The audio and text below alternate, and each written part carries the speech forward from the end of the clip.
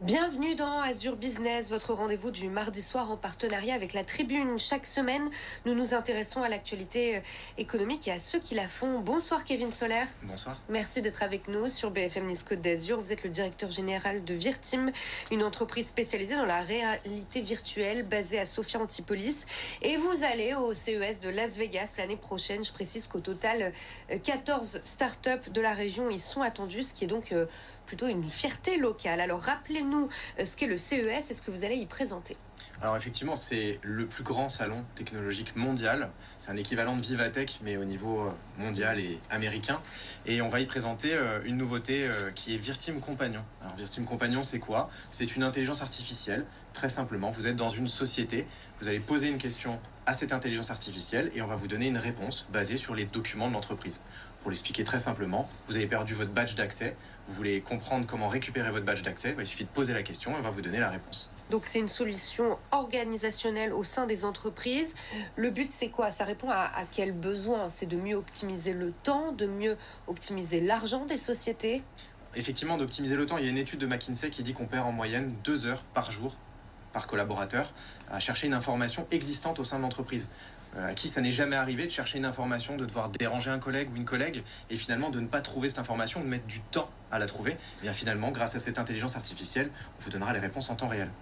Est-ce qu'en interne, ces solutions-là n'existent pas déjà? Alors, c'est pas forcément la forme d'une intelligence artificielle, mais ça a la forme d'un intranet ou alors de documentation à portée de main. Est-ce que ça répondait vraiment à un besoin? Vous pouvez nous donner des exemples précis de peut-être de sociétés qui ont pu vous dire, voilà, nous, on perd du temps pour ça et ça? Alors tout à fait, c'est un problème qui est majeur. Toutes les sociétés aujourd'hui perdent du temps là-dessus.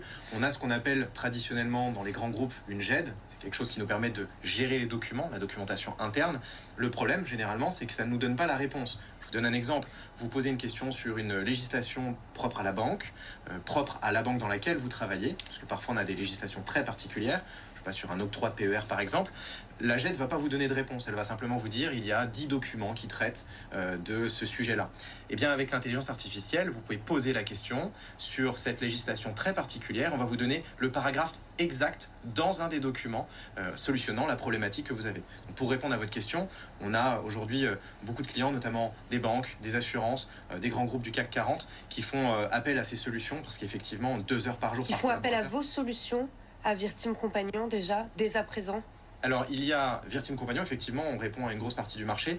Et il y a une partie existante, avec notamment Microsoft Copilot, on peut le citer, player américain, mais qui pose un vrai souci aujourd'hui de souveraineté, de sécurité. Et c'est là aussi où Virtim Companion vient, en appuyant ce côté souverain avec une solution complètement française, d'où le fait qu'on aille à Las Vegas pour représenter cette partie souveraine. Donc avec ce projet, vous nous dites que vous êtes la première solution française d'organisation interne dans l'entreprise via l'intelligence artificielle. Le seul concurrent que vous avez, c'est Microsoft, si on peut dire. Il doit y avoir des concurrents sur le marché, j'ai pas la prétention de dire qu'on est les seuls. En tout cas, techniquement, on a passé des verrous spécifiques, notamment le nombre de documents qu'on peut intégrer dans ce système d'intelligence artificielle. Parce qu'il faut savoir qu'au-delà de 70 documents, ça devient extrêmement compliqué pour l'intelligence artificielle d'aller chercher la bonne réponse. Et nous, on a combattu ce verrou-là depuis un certain temps via toute notre équipe technique et on peut aller à des milliers de documents aujourd'hui et vous donner une réponse extrêmement précise. Est-ce que vous êtes inspiré de ChatGPT pour créer cet outil?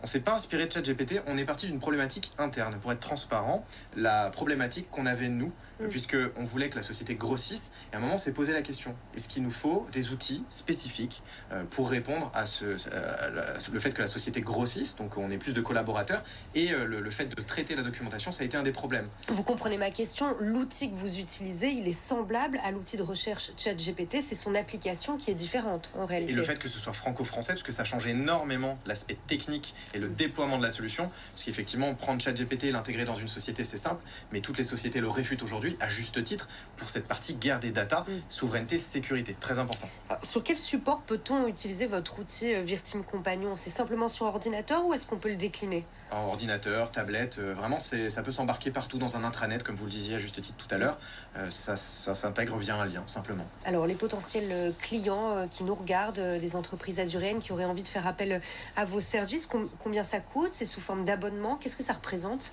En fait, ce qui est paradoxal, c'est qu'on pensait au départ que ça s'adressait essentiellement à des grands groupes. Parce qu'il faut savoir que Virtim existe depuis 13 ans, donc on a déjà de nombreux clients de grands groupes qu'on a sondés dès qu'on a lancé le produit, qui nous ont tous dit que c'était effectivement très important et très intéressant pour eux.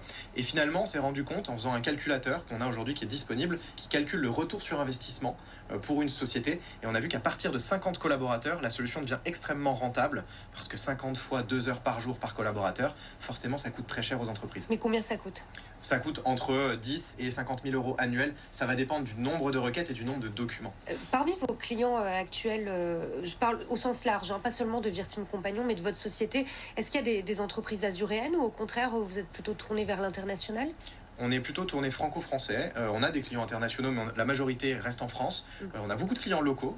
On peut citer des gens comme Rani, comme Amadeus, comme le CHU, comme toutes les collectivités locales et territoriales, comme la région, etc. On travaille vraiment beaucoup en local, forcément, puisqu'on est basé ici et qu'on souhaite rester ici. Et on va revenir, hein, sur toute l'expérience que vous avez avec cette société qui a été créée il y a 13 ans. Pour terminer sur le CES, on sait que ce rendez-vous est primordial, hein, pour les entreprises de votre catégorie. Le but, c'est quoi? Ramener des prix ou ramener des promesses d'investisseurs? Ce sera quoi pour vous? Pour le coup, on n'a même pas candidaté sur des prix, on n'y va pas pour ça, on y va vraiment pour montrer que la France a la légitimité d'aller sur le terrain de l'intelligence artificielle, et je pense qu'on le voit aujourd'hui avec ce qu'amène le gouvernement français là-dessus, que la data, c'est une guerre qui a déjà commencé et dont il faut se saisir. Donc il faut vraiment, et j'invite toutes les entreprises qui nous regardent, à réfléchir, à bien utiliser des solutions françaises, non pas que hébergées en France, mais opérées par un modèle français. C'est très important. Est-ce que vous pensez que vos clients sont sensibles à cet argument lié au franco-français et à la sécurité?